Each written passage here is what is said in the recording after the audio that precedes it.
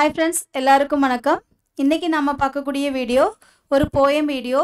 ஏற்கனவே 10th ஸ்டாண்டர்டில் உள்ள போயம் வீடியோ வரிசையாக பார்த்துட்ருக்கோம். அந்த வகையில் இன்றைக்கி நம்ம பார்க்கக்கூடிய போயம் ஐ ஆம் எவ்ரி உமன். ஐ ஆம் எவ்ரி உமன் இஸ் ரொம்ப இம்பார்ட்டண்ட்டான போயம் தான். ஏன்னா நம்ம லேடிஸை பற்றி மென்ஷன் பண்ணியிருக்கிறதுனால நான் அப்படி சொல்லலை. ஆக்சுவலாக என்ன அப்படின்னா அந்த போயம் வந்து ஒரு மெமரி போயம். அதனால தான் ஐ ஆம் எவ்ரி உமன் போயம் ரொம்ப இம்பார்ட்டண்ட்டான போயம்னு சொன்னேன். இதில் பெண்மையினுடைய அழகை பற்றி ரொம்ப அழகாக சொல்லியிருப்பாங்க. கொஞ்சம் இன்ட்ரெஸ்டிங்காக தான் இருக்கும். எனக்கு என்னமோ அந்த 6th to 10th வரைக்கும் உள்ள லெசன்லேயே வந்து கொஞ்சம் 10th போயம் எல்லாமே கொஞ்சம் நல்லா இருக்கிற மாதிரி ஒரு ஃபீலிங்காக இருக்குது. நீங்கள் என்ன யோசிக்கிறீங்க? உங்களுக்கும் அப்படி தோணுச்சு அப்படின்னா கண்டிப்பாக கமெண்ட்டில் சொல்லுங்கள். சரியா? நம்ம சம்திங் மோட்டிவேட்ஸ், அது ஏதோ ஒரு வகையில் நம்மளை மோட்டிவேட் பண்ணுது. பார்க்கலாமா? இந்த போயத்தை எழுதுனவங்க யாருன்னு பார்த்தீங்கன்னா ராக்கி நைரானி ஸ்ட்ரிக் அப்படிங்கிறவங்க தான் எழுதியிருக்காங்க. பாருங்கள். A woman is a beauty innate. உமனுங்கிறவங்க பியூட்டி இன்னேட். இன்னேட்டுங்கிறது என்ன? உமனுங்கிறது பியூட்டினா வெளித்தோற்றத்தை அவங்க சொல்லலை. இன்னேட் அப்படிங்கிறது இன்பார்ன். நம்ம இன்பார்ன்லேயே நம்ம லேடிஸ் எல்லாம் என்னவா அழகுன்னு சொல்கிறாங்க. She puts her life at stake. She is real, she is not fake. அதாவது என்ன அப்படின்னா லைஃபையே பணயம் வைக்கிறோம். நம்மளுடைய லைஃபையே வந்து அதாவது வந்து அதுதான் அந்த ஆத்தர் வந்து என்ன மீனிங்கில் சொல்லியிருக்காங்க அப்படின்னா, இப்போ நம்ம ஃபேமிலிக்கு ஒன்று வேணும். இன்றைக்கி நிறைய பேர் ரொம்ப படித்தவங்களாக இருப்பாங்க, நல்ல பொசிஷனில் கூட இருந்திருப்பாங்க மேரேஜுக்கு முன்னாடி. ஆஃப்டர் த கிட்ஸ் அவங்க நிறைய பேர் வந்து அவங்களுடைய இண்டிவிஜுவாலிட்டியெல்லாம் தொலைச்சிட்டு குழந்தைங்கள டேக் கேர் பண்ண ஆள் இல்லை மேம், என்னுடைய இன்லாஸ் பார்த்துக்கிறதுக்கு ஆள் இல்லை மேம்னு சொல்லிட்டு எத்தனையோ பேர் இன்றைக்கி வீட்டில் முடங்கி இருக்காங்க. ஸோ அவங்களுக்கு வந்து அது லைஃப்பை வந்து பணையம் வைக்கிற மாதிரி தானே. அவங்க நல்ல சேலரியில் இருந்திருப்பாங்க, நல்ல பொறுப்பில் இருந்திருப்பாங்க. அதை தான் வந்து இந்த போய்ட் வந்து சொல்கிறாங்க. She puts her life at stake, she is real, she is not fake. அந்த மாதிரிலாம் ஒரு ப்ரொஃபஷ்னலை விட்டு கொடுக்கறதுக்கெலாம் வந்து ஒரு பெரிய தைரியம் வேணும். Including me. எல்லாருமே அப்படி தான். ஏதோ ஒரு ஸ்டேஜில் வந்து நம்ம ஃபேமிலிக்காக என்ன பண்ணியிருப்போம் அப்படின்னா நம்மளுடைய ப்ரொஃபஷனை இன்னும் சொல்லப்போனால் நான் ஒரு விஷயம் சொல்லவா? அதாவது ப்ரொஃபஷ்னலாக நம்ம ரொம்ப கஷ்டப்பட்டு ஒரு நிலைமைக்கு வர்றதுக்கு வந்து ரொம்ப ஹார்ட் ஒர்க் பண்ணியிருப்போம். அந்த பர்டிகுலர் அந்த ஃப்ரூட்டை வந்து நம்ம கைக்கு கிடைக்கும் தெரியுமா? அந்த நேரம் பார்த்து தான் நமக்கு வந்து நடக்கும். அந்த வேலையவே கண்டினியூ பண்ண முடியாத அளவுக்கு.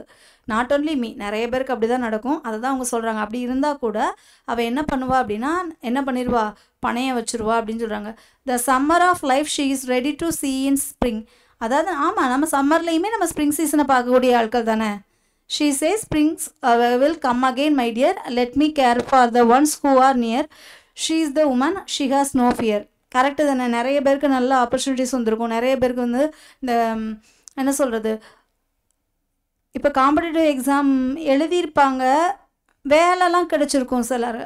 அந்த டைமில் வந்து குழந்தை பிறந்து 15 நாள் இல்லை குழந்தைய ஒரு என்ன சொல்கிறது ரொம்ப குட்டி குழந்தையா இருக்காங்கன்னு சொல்லி வேலைக்கு போகாமல் இருந்துட்டு குழந்தைங்க பிறந்ததுக்கப்புறம் 4 வருஷத்துக்கு அப்புறம் ஒரு காம்படிஷனுக்குள்ளே வருவாங்க. அப்போ பார்த்தீங்கன்னா காம்படிஷன் பயங்கரமாக இருக்கும். அவங்களுக்கு தெரியும் காம்படிஷன் அதிகமாக தான் இருக்கணும்.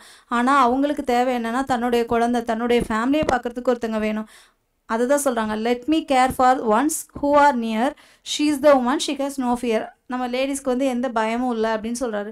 Strong is she in her faith and believes, persistence is the key to everything. பர்சிஸ்டன்ஸ்னால் என்ன சொல்கிறது, கண்டினியூஸாக வேலை பண்ணிகிட்டு இருக்குது. ஒரு கண்டினியூட்டி இருக்கும் லேடிஸ்கிட்ட. ஆமாம், நமக்கு சாட்டர்டே கிடையாது, சண்டே கிடையாது, ஹாலிடேஸ் கிடையாது. இப்போ எல்லாருமே வந்து கரெக்டு தானே, ஹாலிடேஸ் கிடையாது. இல்லை நமக்கு எல்லாருமே வந்து என்ன பண்ணுவாங்க அப்படின்னா ஜென்ஸ் எல்லாம் வந்து என்ன பண்ணுவாங்க, சண்டே ஹாலிடேன்னு சொல்லுவாங்க. இதுலேயே ரொம்ப பாவப்பட்ட ஜென்மங்கள் யார் அப்படின்னா அந்த ஒர்க்கிங் விமன். ஏன்னா அவங்க ஒர்க்கிங் விமனாக இருந்தாலும் சாட்டர்டே சண்டே தான் க்ளீனிங் ஒர்க்லாம் பண்ணணும், ஒரு மார்க்கெட் போகிறது, ஒரு குழந்தைக்கு வந்து ஒரு ஸ்பெஷல் கேர் எடுக்கிறதுன்னு இருக்குல்ல. ஆனாலுமே நம்ம கன்சிஸ்டன்சியாக வேலை பார்த்துட்டு தானே இருக்கோம். அதை தான் சொல்கிறாரு. ஷேஸ் C despite the size of groans and moans, she is strong in her faith and firm her belief. அதாவது நமக்கு வந்து நம்ம லேடிஸ் வந்து எப்போவுமே எப்படி இருப்பாங்க அப்படின்னா அவங்க லைஃப்பில் நிறைய பிரச்சனை இருக்கும், புலம்புறதுக்கான சூழ்நிலை இருக்கும், வருத்தப்படுவாங்க. ஆனால் கூட அதை எங்கேயும் பெருசாக வெளிக்காமிச்சிக்காம she is strong in her faith, firm in her belief. ஃபிம்னா வந்து உறுதியாக நிற்கிறது. உறுதியாக என்ன பண்ணுவாங்கன்னா அவங்க நிற்பாங்க. சரியா? She is a lioness, don't mess with her, she will not spare you if you are prankster, don't ever try to saw her pride, her self-respect. She knows how to saw you, so beware. அதாவது என்ன சொல்கிறாங்க அப்படின்னா, அவள் ஒரு பெண் சிங்கத்துக்கு சமமானவள், அவளுக்கு தெரியும். அதனால் வந்து அவளை ரொம்ப வந்து இது பண்ணாதீங்க, அவளை ரொம்ப டீஸ் பண்ணாதீங்க. She will not spare you if you are a prankster. அவள் வந்து உங்களுக்கு ஒன்றும் ஒரு ஸ்பேர் கிடையாது. Don't ever try to sour her pride her self respect. நம்மளுடைய செல்ஃப் ரெஸ்பெக்டை தூண்டி விட்டால் நமக்கு கோவம் வரும். அப்புறம் நம்ம யாருன்னா நம்ம காமிக்க வேண்டியது இருக்கும் இல்லையா? அதை தான் அந்த அம்மா அழகாக சொல்லியிருக்காங்க. ரொம்ப டீசெண்டான அம்மா அழகாக சொல்லியிருக்காங்க. She is today's woman dear. Love her, respect, heap her near. என்ன பண்ணுங்க? லவ் பண்ணுங்க, ரெஸ்பெக்ட் பண்ணுங்கன்னு. லவ்வும் பண்ண வேண்டாம், ரெஸ்பெக்டும் பண்ண வேண்டாம், நம்மளை மனுஷியாக மதிச்சா போகும் இல்லை? சும்மா சொன்னேன். ஆக்சுவலாக அந்த போயம் வந்து ரொம்ப நல்ல அழகான போயம். உமனோட ப்ரைடை பற்றி சொல்லியிருக்காங்க. ஓகே, போயத்துக்குள்ளே இந்த போயம் எழுதினவங்க யார் அப்படின்னா, ராக்கி நைரானி ஸ்ரீக் is an academic and with a passion for writing poems as a medium of self-expression. She is a postgraduate with a bachelor degree in education. இவங்க ஒரு பேச்சுலர் டிகிரி முடிச்சிருக்காங்க. இவங்களுடைய பேஷனே வந்து போயத்தில் வந்து லேடிஸை பற்றின ஃபீலிங்ஸை வந்து எக்ஸ்ப்ரெஸ் பண்ணுறதான். சரியா?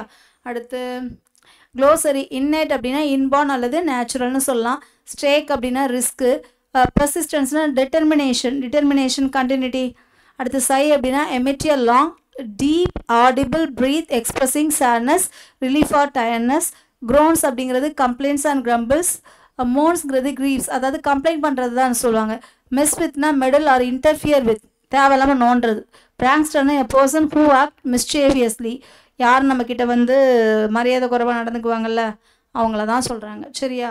இதில் பொயட்டிக் டிவைஸ் எதுவுமே இல்லையா மேம்னு கேட்டால் இல்லைப்பா, இருக்குது. 2 பொயட்டிக் டிவைஸ் இருக்குது. ஃபஸ்ட்டு வந்து she is a sorry 1 minute.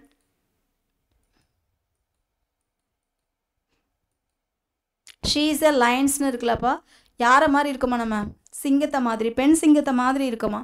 அப்போ லைக் ஆஸ்ன்னு வந்துச்சு அப்படின்னா நான் என்ன சொல்லியிருக்கேன்?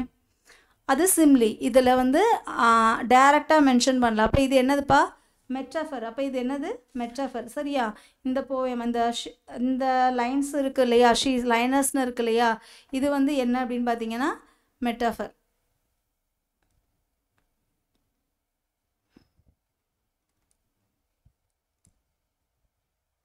மெட்டாஃபர். ஓகேயா? ஓகே. அதுக்கப்புறம் வந்து வேறு என்ன பொயட்டிக் டிவைஸ் இருக்குது? இதில் அவ்வளோதான். அடுத்து வந்து நம்ம ரைமிங் ஸ்கீம் பார்க்கலாமா? அந்த போயத்துக்கு ரைமிங் ஸ்கீம் இருக்கா? இருக்குது. இங்கே பாருங்கள். Innate, stake, fake. Innate, stake, fake. இது வந்து ஏ. ஓகேயா? அடுத்து ஸ்ட்ரென்த்து, இது இல்லை, அப்போ பி. அடுத்து ஸ்டேக்கு, இது வந்து ஏட்டுன்னு இருக்குது, இங்கே ஏட்டு இல்லை, அப்போ இந்த ரைமிங் ஸ்கீம் என்ன வரும்? சி. அடுத்த லைனை பாருங்கள், ஃபேக்கு. அப்போ ஸ்டேக்கு, ஃபேக், அப்போ இந்த 2 காமனாக தான் இருக்குது. அப்போ இந்த ரைமிங் ஸ்கீம் என்ன வரும்? ஏபிசிசின்னு வரும். ஓகேயா? ஓகேயாப்பா? இப்படி தான் ரைமிங் ஸ்கீம் போடணும். ரைமிங் ஸ்கீம் ஒன்றும் ஒரு பெரிய மாய மந்திர ஜாலம் இல்லை. எதையோ படிக்கிறோம், இது படிக்க முடியாது, ரொம்ப ரொம்ப ஈஸி தான். சரியா? அப்போ இதில் வந்து ஒரே ஒரு ரைமிங் ஸ்கீம் தான் பார்த்தோம். அது என்ன அப்படின்னா லயனஸ் அப்படிங்கிறது மெட்ராஃபர். ஏன் மெட்ராஃபர்னா 2 பேரை கம்பேர் பண்ணுறாங்க. அந்த கம்பேர் பண்ணும்போது லைக்கோ ஆஸோ இல்லாமல் கம்பேர் பண்ணுறாங்க. இதே லைக்கோ ஆஸோ இருந்துச்சு அப்படின்னா அதை என்ன சொல்லுவோம்? சிம்லி அப்படின்னு சொல்லுவோம். சரியா? அவ்வளோதான்ப்பா, இந்த போயம் முடிஞ்சு. இந்த போயம் உங்களுக்கு யூஸ்ஃபுல்லாக இருக்கும் அப்படின்னு நினைக்கிறேன். யூஸ்ஃபுல்லாக இருந்துச்சுன்னா please give 1 like. And one more thing, உங்களோட ஃப்ரெண்ட்ஸ் யாராவது படிக்கிறாங்கன்னா கண்டிப்பாக ஷேர் பண்ணுங்கள். கிராமர் வீடியோ நம்ம சேனலில் போட்டுட்டு தான் இருக்கோம். இன்பிட்வீன் டைமில் நானும் கொடுக்குறேன். ஏன்னா நம்ம சோஷியலுக்கும் வீடியோ கொடுத்துட்ருக்கோம்ல, அதனால் முடிஞ்ச வரைக்கும் நம்மளால் எவ்வளோ கொடுக்க முடியுமோ அவ்வளோ கொடுக்கலாம். Thank you friends. அடுத்து ஒரு நல்ல வீடியோடு சந்திக்கலாம். தேங்க்யூ.